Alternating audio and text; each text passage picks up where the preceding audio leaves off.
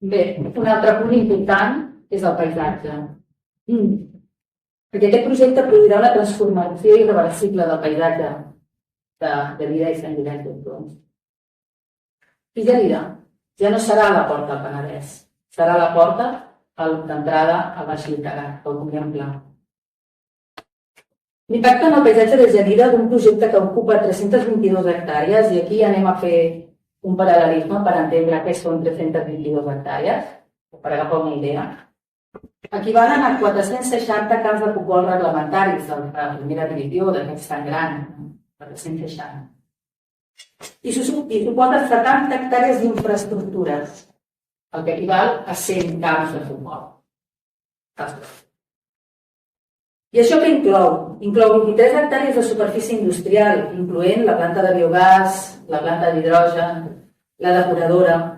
Inclou 21 hectàrees ocupades per hivernacles que alteraran dràsticament l'aspecte visual del paisatge.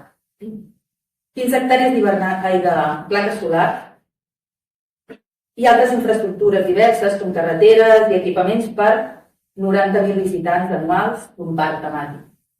Ara diuen 90.000, abans deien 200.000. Suposa la pèrdua de 70 hectàrees de sòl agrícola rústic, com hem dit abans, inclòs les vinyes, per infraestructures industrials i agrícoles, i es perden 36 hectàrees de vinya protegida. L'envergadura d'aquest projecte, amb característiques com els hivernacles que arriben a 9 metres d'alçada, sens dubte transformarà el paisatge existent i potencialment alterarà la bellesa paisatgística de la zona. Això ens porta a un comentari que un dia va fer una persona vinculada a l'empresa que va dir: "I què passa? Són nous paisatges." Més enllà de les estructures físiques, el projecte comportarà un augment del trànsit, amb uns 400 trajectes de camions que es mouen per la zona diàriament, que juntament amb l'activitat industrial afectarà encara més el paisatge, generant contaminació acústica i atmosfèrica.